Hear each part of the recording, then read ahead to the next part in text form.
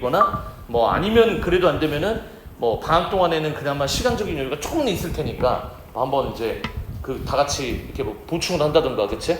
오프라인으로 이렇게 해볼 생각입니다. 그래서 맨 첫 번째 페이지를 보시면 이렇게 있어요.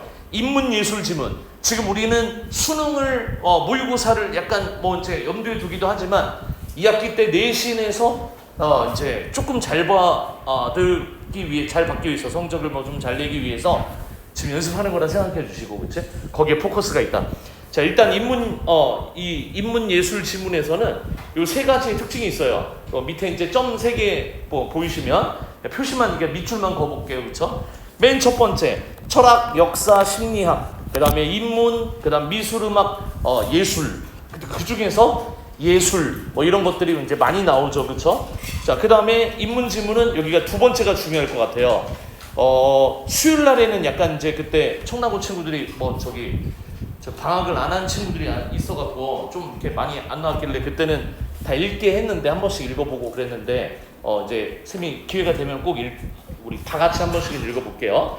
자, 맨 먼저 이게 두 번째가 왜 중요하냐면 여기에 철학자 있죠, 그렇죠? 거의 단골이에요. 우리가 수능을 국어를 아예 안 보려는 사람이 있다면 모를까 무조건 모의고사나 수능에서는 철학자들은 반드시 다뤄야 돼요. 그렇죠? 오늘 다루는 것 중에도 철학자가 있고요.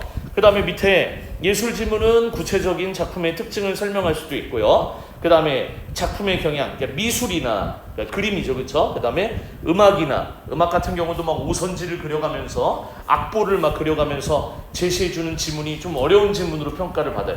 간혹가다 나오죠. 그 다음에 예술 사조, 무슨 주의, 무슨 양식 이렇게 변화의 양상을 설명하는 경우가 많다. 그리고 뒤에서 얘기하겠지만 이거를 이제 통사적인 구조라고 하는데 통시적 관점, 이렇게 통시적 관점이다. 통시적 관점이라는 게 있는데, 일단 안 써놨. 통시적 관점은 꿰뚫어 보는 거거든요. 시간의 흐름에 따라 구분을 지어가면서 설명하는 방식이에요. 그래서 통이 꿰뚫을 통이야. 막 넓게 보는 거, 그치? 15세기에는, 16세기에는 뭐 이렇게 우리가 예전에 중세국어 배웠을 때처럼 고대국어에는, 중세국어에는 전기, 후기로 또 나뉘고 근대국어로 나뉘고, 맞지? 현대국어로 나뉘고 이렇게 나눠서 설명을 해요. 시간의 흐름에 따라 이걸 모두 다 구분해서 설명하는 방식의 그런 인문예술 지문이 제일 많아요, 그쵸? 센츄리라고 하죠, 그치? 15세기에는, 뭐 12세기에는 15세기에는 16세기에는 이런 식으로 시간의 흐름에 따라서 예술을 구분하거나 그 흐름의 특징을 이제 보여주는 그런 지문들이 좀 많다. 그러면은 이게 통시적이라면 예술이니까 뭐 그럴 수 있다 치죠, 그렇죠? 그런데 만약에 통시적이 아니라면은 대부분 다 공시적인 관점이라 불러요. 공시적이다. 그러면은 한 군데 딱 한 곳을 가지고 설명하는 방법. 통시와 공시 차이점은 공시는 시간의 흐름이 필요 없어요. 특정한 시간에 포커스를 맞춰서 초점을 맞춰서 이 특정한 시간을 다루는 것, 그런 관점, 그렇게 내용을 전개해 나가는 방식, 그게 공시적 관점이에요. 그러면 아까 뭐 근대 얘기를 했다. 그러면은 근대 1592년 임진왜란 이후부터 어쩌고 맞지?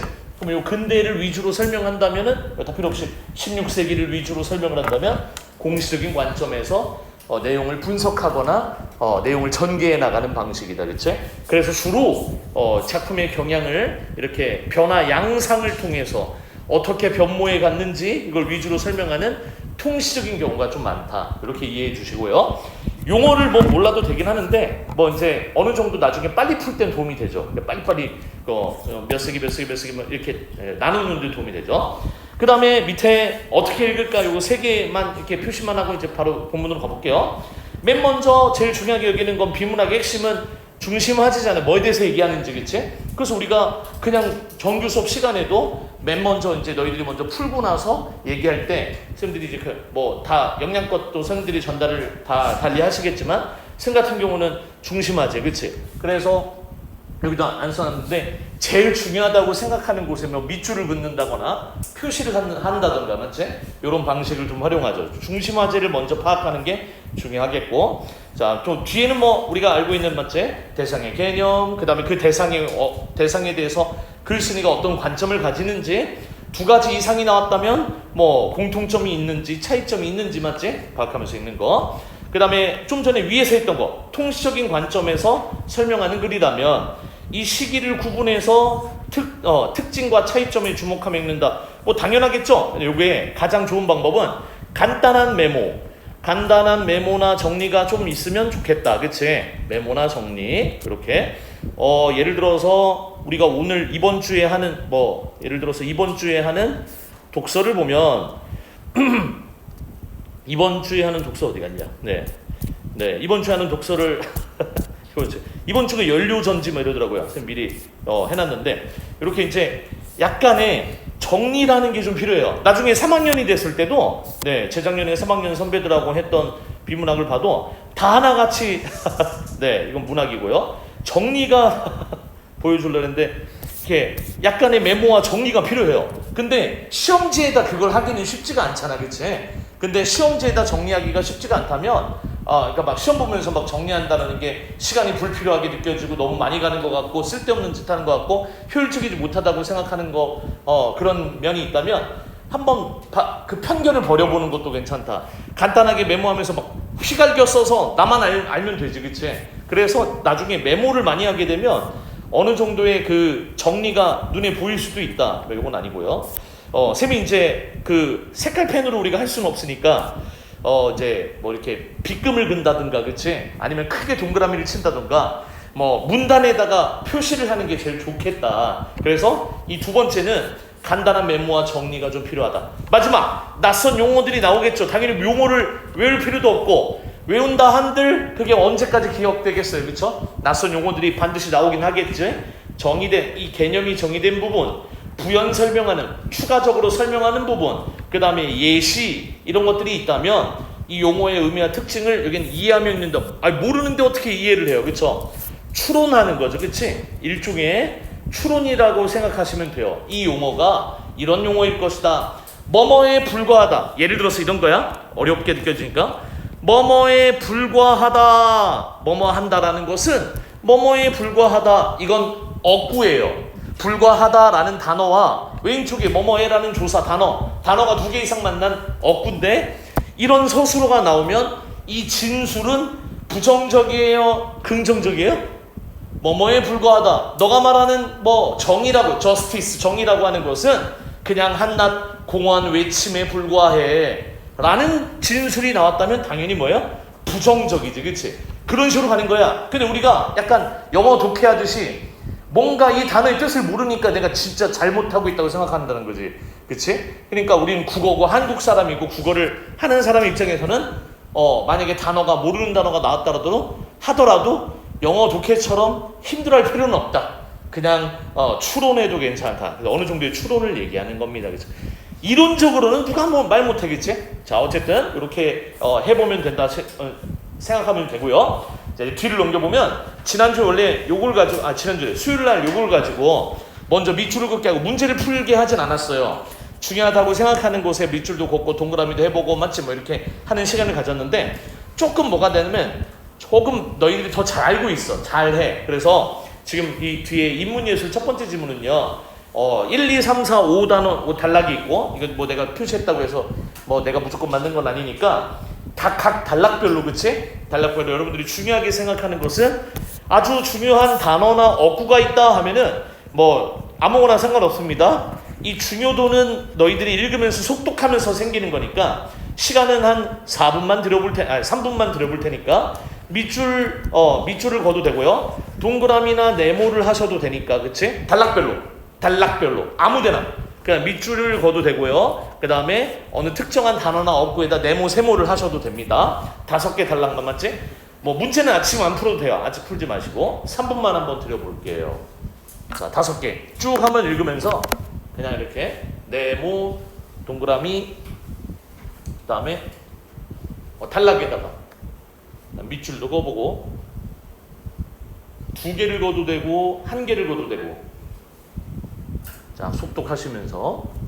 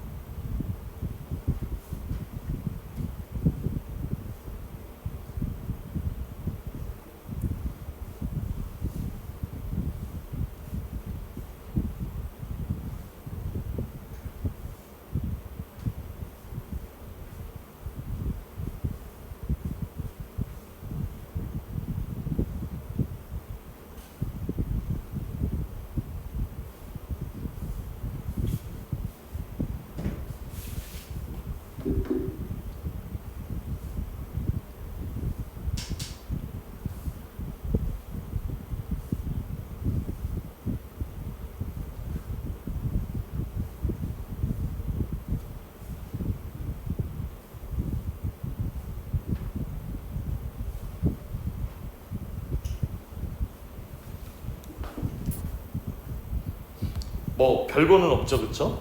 네, 한 20초 남았는데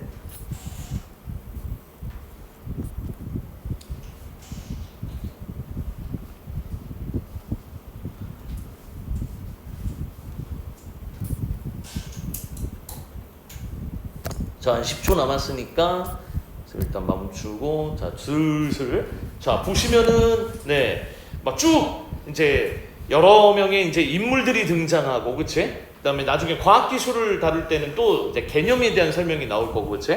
보니까 조선시대 유학자들은 왕권의 기반이 민심에 있으면 민심을 천심으로 받아들여야 본다는 이른바 민본사상. 여기 핵심은 이 민본사상일 것 같아요. 얘가 밑줄이 그어져 있든 네모칸이 되어 있든 동그라미가 되어 있든 민본사상을 체크했다면 일단 우리의 센스는 감각은 비문학을 충분히 풀 수 있는 감각인 거지, 그치? 그럼 민본사상을 어떻게 봤는지가 여기 핵심인 것 같아요.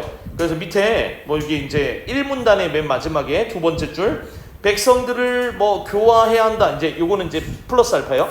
교화한다라는 말은 이제 좀 어려운 어휘는 아니지만 가르치고 일깨워주고 변화시켜주는 거를 교화한다고 하죠, 그렇죠? 그래서 이거는 이제 별개로 중요한 거와 별개로 혹시라도 어휘에 대한 얘기.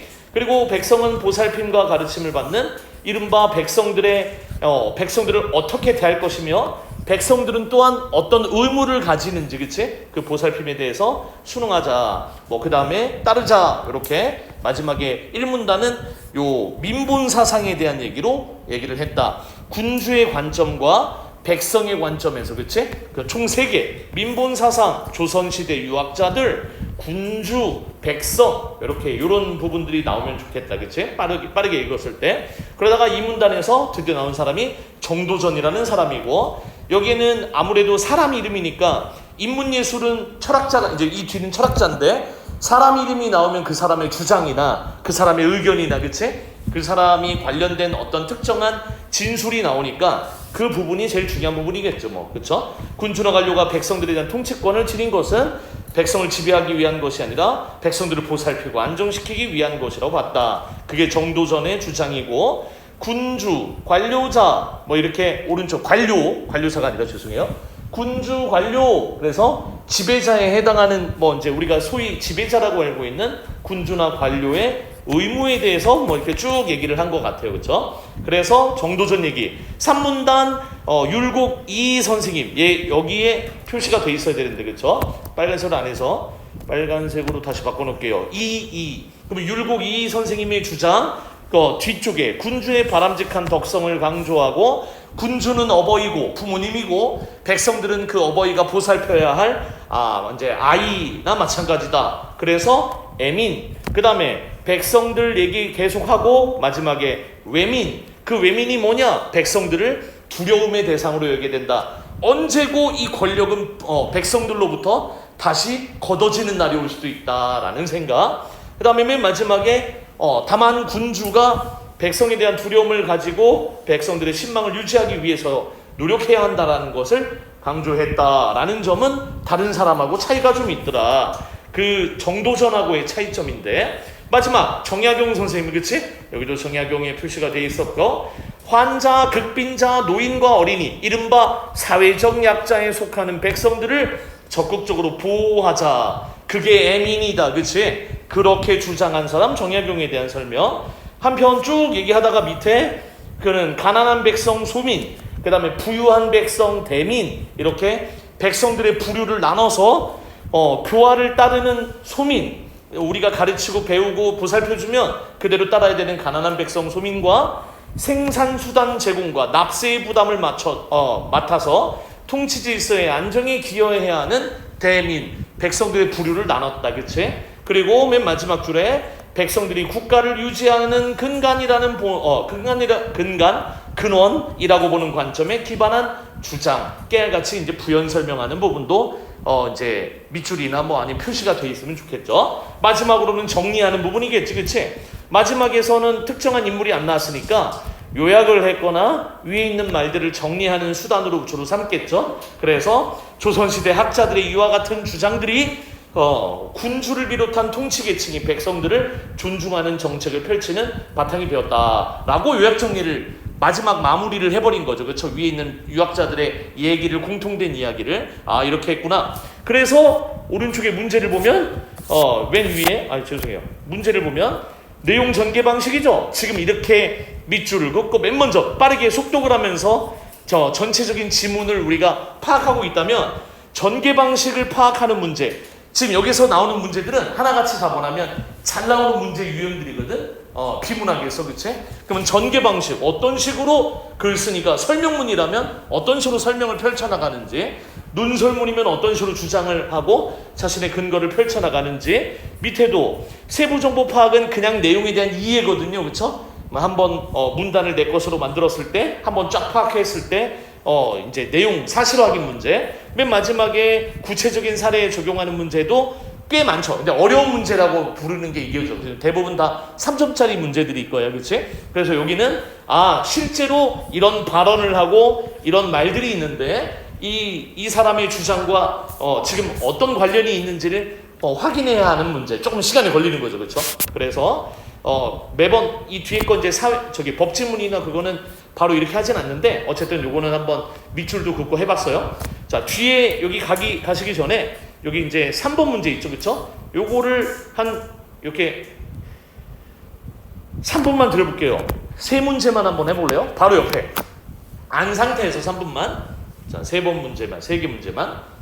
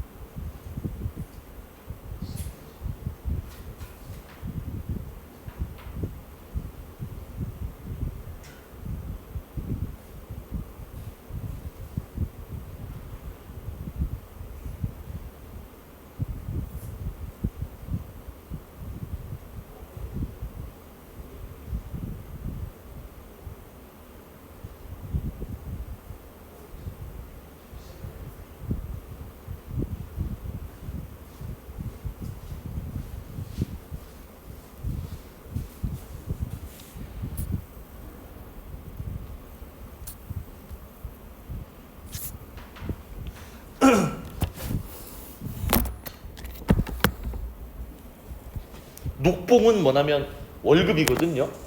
관리들이 받는 월급.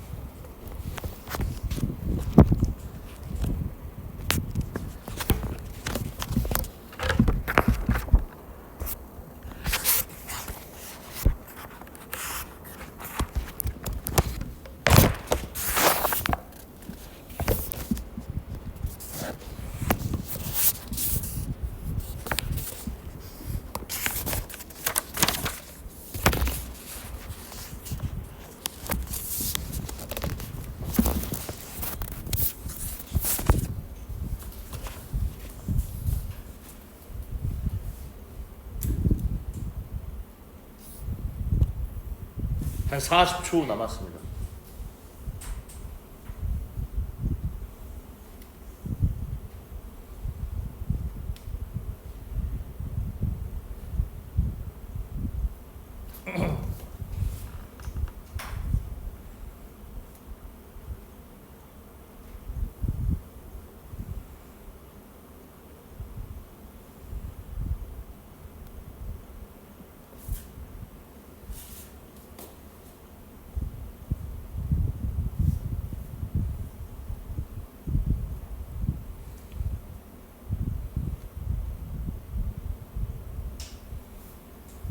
일단 3분은 지났는데 슬슬 한번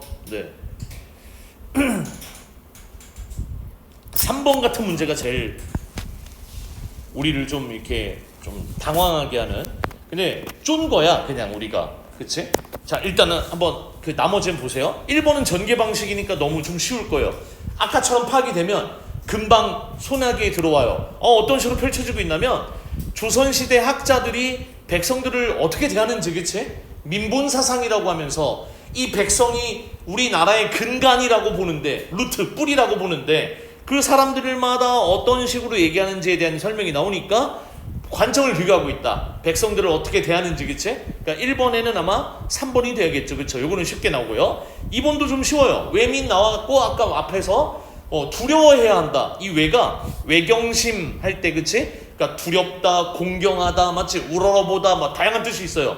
그럼 외민, 백성들을 두려워한다? 그 의미는 백성들이 군주에게 이제 권력을 부여했을 때, 지금도 비슷하지, 그치? 모든 권력은 국민으로부터 나온다. 그럼 이 백성들이 그 권력을 이른바 주었다가 뺏을 수도 있는 거예요. 백성이 군주에 대한 신망을 버릴 수도 있다. 마음에 안 들면 백성들이 갈아치울 수도 있다, 그치? 약간 이런 느낌이죠. 그래서 답은 5번. 1, 2번이니까 금방 나오죠, 그치? 자, 이제 3번인데요. 이게 핵심, 이렇게 만약에 본문에서 제시가 안 된 부분들이 나왔으면 일단 뭔가 낯선 거야, 그치? 본문이 없는 건데 큰일 났네. 와, 완전 외지문 같은 거네, 그치? 근데 전혀 그럴 필요가 없는 게, 아까 우리는 정리를 했잖아. 정도전 어떤 사람이라는 거, 그치? 백성들을 위한 봉사자다. 그래서 월급을 받고 녹봉을 받는 건 백성들을 위한 봉사자이니까 가능한 거야, 그치? 그 다음 밑에 율곡 이희 선생님, 이렇게만 하신다. 뭐냐 했더니 백성들이 바치는 것을 곡물로 바치고 막 이러는 것들은 곡물, 곡식 말고 곡물, 이응 바침 맞죠? 곡물. 그러면 나라에 바치는 세금을 좀 줄여달라. 우리 흔히 말하는 먼저 아끼고 솔선수범해라, 그치? 그 내용이 여기죠, 그쵸? 그럼 아까 율곡 이희 선생님의 백성을 바라보는 관점, 백성은 아이들이고 우리 군주나 신하들은 엄마 아빠와 같은 존재야, 그치? 보살피고 챙겨주고 부족한 건 없는지. 그래, 밑에 맨 마지막에 정약용 선생님 공평하게. 근데 아까 기억나시나요? 대민 소민으로 나눴어요. 백성들을 대민 소민으로 나눠서 부유한 백성과 가난한 백성, 이 두 부류로 나누고, 여기 이제 밑에 3번인가요? 대민과 소민에 따라, 아까 정약용 선생님이 한 말은 맞아요. 납세 부담의 차이가 있어야 한다는 주장을 했어요. 가난하니까 낼 게 없죠. 그러면 좀 약간 깎아주고, 부유한 백성 대민은 부유하니까 납세금이, 이게 내가 지금 주장하는 게 아니라 아까 여기 있어요. 여기 다 본문에 있는 내용이었어요. 대민은 생산수단을 제공하고 납세의 부담을 맡아서 통치질서의 안정에 기여해야 한다. 자, 그러면 이 말들은 다 지금 여기 나오는 선지들은 다 맞는 말인데, 지금 이 기역, 니은, 디귿과 매칭이 되는지만 확인하면 되는 거였거든. 자, 디귿만 목화 농사가 흉작이 돼서 면포의 가격, 면직의 가격이 너무 올랐어. 그런데 저기 수백 리 바깥에 있는 고장의 면포는 풍년이 들기도 한데, 그러니까 똑같은 목화를 심어서 면화, 면 있죠, 면, 옷감을 생산해냈는데 우리는 여기에서 흉작이 발생하고 저기 백리 멀리 있는 곳에서는 풍년이 돼서 그쪽의 목화, 면화 가격하고 지금 이 흉년이 흉작이 된 이 고을의 면포의 값이 매우 다른 거예요. 그러면 일단 이 흉작이 발생한 고을에서는 야, 면포에 납세의 의무가 있어. 면포를 내야 돼. 세금으로, 그치? 근데 흉작이니까 백성들이 힘드니까 일단 내지 마. 그러면 아전 중에서 그 고을의 수령 밑에 관리들 중에서 청렴한 자들을 뽑아서 그 풍년이 든 그 먼 곳의 고을로 가서 면포를 구입해 오도록 해서 바치는 거 어떠냐, 그치? 그리고 그러면 돈 어쩌라고요? 그 돈은 어디에서 나와요? 백성들이 균등하게, 여기에요. 자, 막 그럴듯했는데 지금 뭔가 이상한 장면 발견했어요. 거기에 들어가는 돈은, 쓴 돈은 백성들이 균등하게 부담하게 하자. 아까 아니었어. 대민은 납세의 부담을 크게 지는 거고요. 소민은 돈이 없는 사람들, 부유하지 못한 백성들이기 때문에 뭐랄까 납세율의 차이를 보이는 거예요. 더 많이 번 사람이 좀 많이 내자 이거예요. 근데 지금 이거하고 뭔가 지금 완전 다르죠. 모순됐죠. 그래서 진술이 다른 거예요. 이걸 정약용 선생님이 이랬다가 저랬다가 했다는 말이 아니라 지금 다르게 적용한 거야. 그렇지? 그런 부분을, 그런 모순되는 부분을, 지점을 문제로 낸 거야. 그러니까 이 출제자님께서는 굉장한 굉장한 실력자인 거죠. 그렇지? 그래서 지금 이 상황으로 봤을 땐 3번은 말이 안 되는 거예요. 정약용 선생님이 주장했던 그 대민과 소민의 논리에 따르면 지금 균등하게 여기에 들어간 돈을 부담하게 만든 이 부분은 역설적인다는 거죠. 그치? 그래서 다른 거, 틀린 거, 알맞지 않은 것은 3번이 될 것 같습니다. 나머지는 다 맞아 떨어지는데, 그치? 그래서 이런 식의 문제, 약간 연습 게임 있다 생각해 주고요. 그 다음에 이제 이 뒤에를 잠깐만 보시면요. 맨 위에 있죠. 이렇게 괄호치고 나오는 거, 그치? 이렇게 잠깐만 이렇게 뭐라 그럴까? 지문 분석했다 생각하시고 우리가 했던 것처럼 조선시대 유학자들, 그러니까 다음에 나오는 모든 지문들은 다 위에 이렇게 지문 분석을 해놨으니까 아까 밑줄 긋고 동그라미 네모 친 것처럼 이렇게 지문을 먼저 내가 파악하고 난 뒤에 문제를 풀라 이거죠. 자, 맨 먼저 조선시대 유학자들의 뭐에 대한 얘기를 다뤘죠? 조선시대 유학자들이 이런저런 민본사상, 그치? 아까 제일 먼저 동그라미 치거나 너희들이 밑줄 긋고 별표 치려고 했던 민본사상, 1번의 괄호는 민본사상. 그 다음에 2번으로 내려가 보시면 밑에 민본사상이 첫 문단에 있었어요.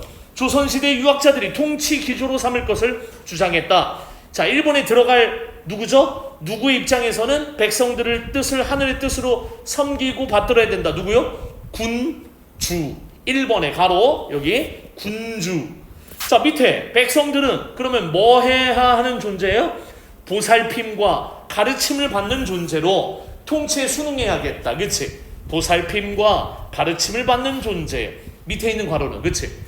원래 처음부터 그냥 아예 여기 펴놓고 먼저 지문 분석 해놓은 다음에 하면 진짜 쉽겠지, 그치? 그러니까 근데 이럴 순 없잖아요. 이게 나오진 않잖아요, 그쵸? 그러니까 먼저 하는 게 중요하지. 되도록 여기에 맞춰서, 그치? 자, 두 번째 문단을 보니까 정도전 얘기였어요. 군주나 관료는 이렇게 했을 때 그 녹봉과 그 월급, 나라에서 주는 월급과 니들이 그럴 만한 자격이 된다. 라는 정당성이 확보된다. 백성들을 봉사하는, 이제 백성들을 위해서 봉사하는 사람이라고 할 때. 그럼 밑에 군주는 어때야 돼? 어떤 봉사를 해야 돼? 민심을 받들어서 백성들을 보살피는 자로서 뭘 갖추는 게 중요하다?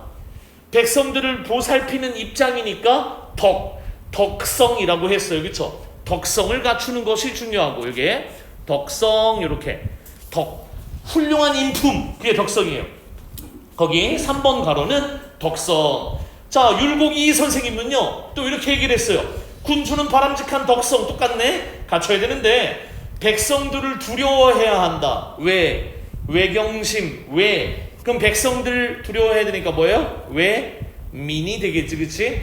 외민의 태도를 지녀야겠다. 그래서 언제고 저 백성들이 다시금 우리를 이제 물러나게 할 수도 있다라는 걸 알아야겠다, 그치? 모든 권력은 백성들로부터 나온다. 약간 우리 요즘에는 비슷해요. M이는 군주가 백성들을 도덕적으로 뭐 함으로써 교화, 오른쪽에 교화가 나왔으니까 교화라는 말을 써도 되나? 되는구나. 교화, 오른쪽에 교화가 나왔네요. 그쵸?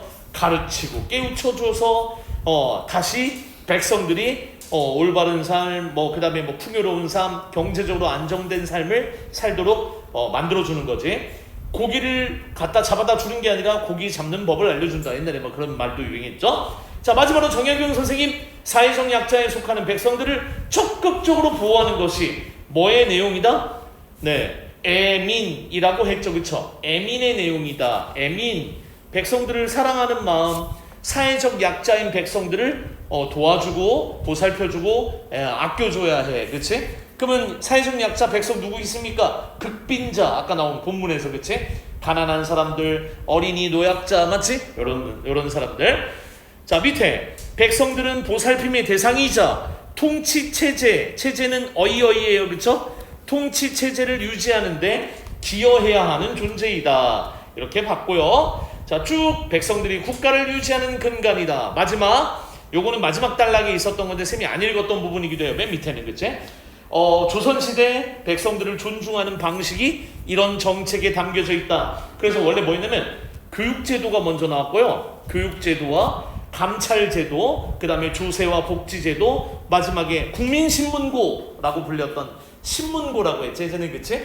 그래서 이제 북을 울려서 억울함을 하소연하는 그런 소원제도까지. 그래서 자, 밑에 3번에 이렇게 두 개로 나눠보면 왼쪽에서는 공통점이겠고 오른쪽에서는 차이점을 들어준 것 같죠. 그쵸? 이 공통점은, 이 세 분의 공통점은 군주는 덕성을 지니고 백성들을 보살펴야 되고 백성들은 보살핌을 받는 존재이다. 오른쪽의 차이점, 요거 우리 계속 한 얘기니까 그 정도로만 하시면 좋을 것 같습니다. 공통점과 차이점, 비교, 대조. 이렇게. 자, 그러면 요걸 가지고 OX도 요것도 이제 뒤에 나중에 보시고 하세요. 그렇죠? 네, 여기까지는 안 하고요.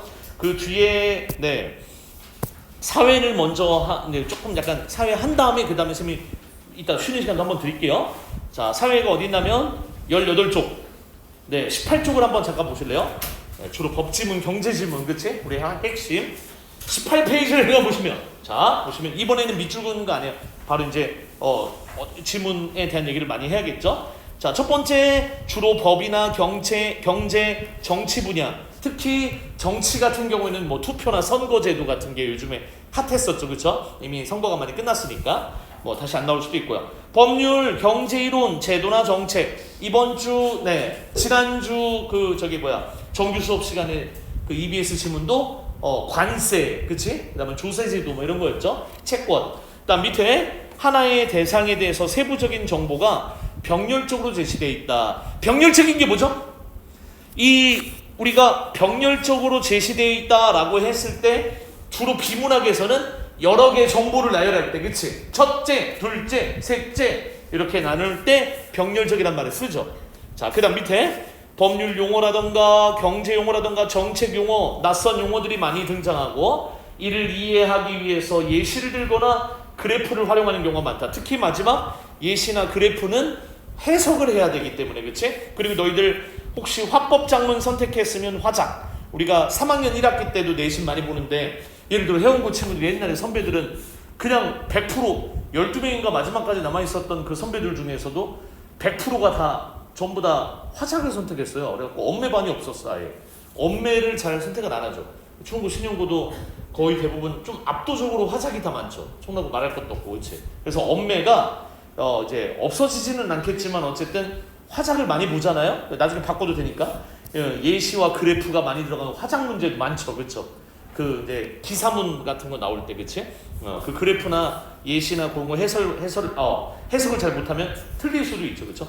자, 그래서 밑에 요 세 개만 마지막으로 밑줄 긋고 바로 본문으로 법지문을 한번 볼게요. 자, 첫 번째, 지문에서 설명하는 개념, 이론, 이것을 실제 사회에 적용하는 문제. 그러면 핵심 파악하자. 당연한 얘기니까 1번은 빠르게 패스. 밑줄도 그어보시고요. 대상 개념 알아야 되겠죠. 그쵸? 그것이 어떤 효과와 문제점과 어디까지 적용되는지, 특히 법이라고 하는 것이나 경제지문이라고 하는 것의 특성상 우리는 잘 모르니까 얘가 어디부터 어디까지인지 소멸시효가 완성됐다, 소멸시효가 중단됐다, 이게 뭔 소리야? 이런 식으로 세부 정보를 묻는 문제가 있을 수 있다가 아니라 지금 확인해 보시고요. 개념이나 이론의 변화가 제시, 여러 이론이 등장하는 지문에서 대부분의 개념이나 이론을 비교 대조하는 문제가 제일 많더라. 그래서 마지막은 개념 이론에 대한 얘기는 주통 지문에서도 다루게 될 겁니다. 그렇죠? 이걸 배제할 수 없어서 한번 읽어봤어요. 자, 그러면은 일단 1번을 원래 먼저 했었는데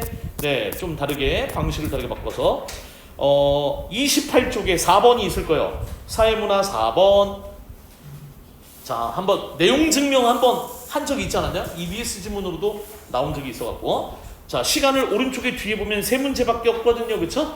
네, 지문 분석하듯이 하시면 제일 좋겠고요. 네, 11분 드려보겠습니다. 12분 드려볼게요. 세 문제만 한번 해볼까요? 4, 사회문화 4. 내용 증명. 하고 꼭 쉬는 시간 한번 드릴 테니까 걱정하지 마시고요.